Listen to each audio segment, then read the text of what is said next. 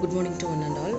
Today in this video we can see about the e-waste and its benefits of recycling e-waste. So e-waste recycling is the reuse and reprocessing of the electrical and electronic equipments. We can say that the equipments which are discarded and which are considered as obsolete are termed as e-waste. So recycling of e-waste is a growing trend nowadays because of the main reason that the recycled material is more energy efficient in all aspects. So let us see what actually happens.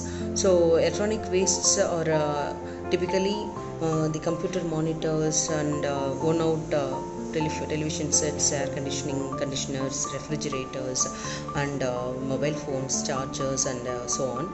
So according to the global e-waste monitor 2017, India generates about 2 million tons of e-waste every year, and it ranks fifth among the e-waste producing countries, which is in line with US, China, Japan, and Germany. In 2016-17, India treated only 0.036 million tons of e-waste, and now just imagine that range has increased drastically to 2 million tons. So this is what the necessity of this topic nowadays.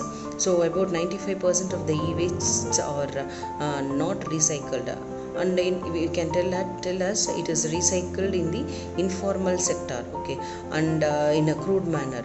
But the main advantages, recycled e-waste material will be more energy efficient when compared with the material which is originated from the virgin ore. So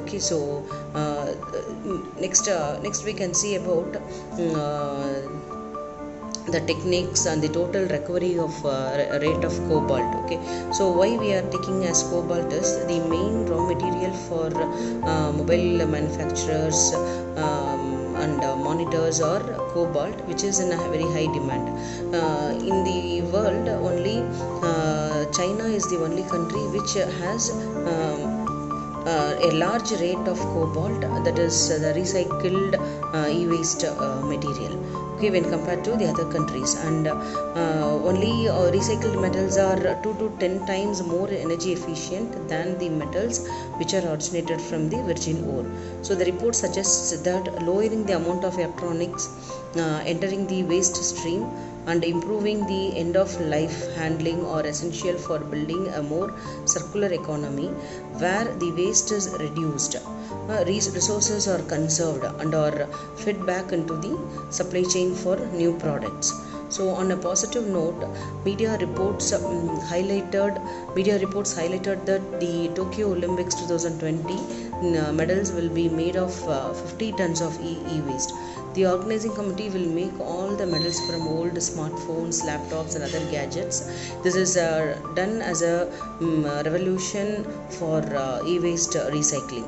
So by November 2018, the organizers had collected 47,488 tons of devices, from which nearly 8 tons of gold, silver, and bronze will be extracted to make 5,000 medals. So about 1,600, or almost, if we say in person, 90% municipal authorities in Japan were involved in collection of e-wastes. So laws to manage e-waste have been in place in India since 2011, mandating that only authorized dismantlers and recyclers can collect the e-waste. But the e-waste management rules 2016 was enacted on October 1st, 2017. Over 21 products were included under the purview of the rule.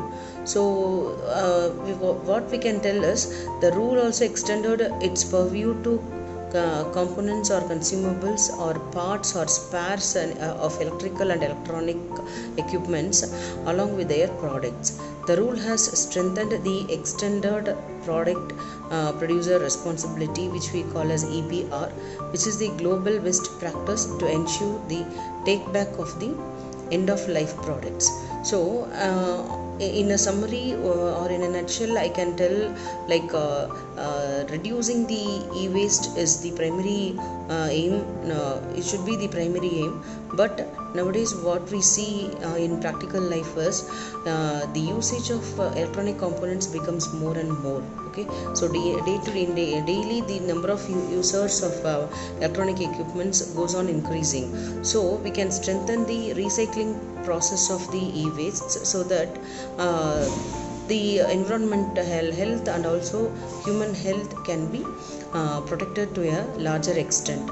So we all can be united in doing this as a mission. Okay, thanks a lot for watching.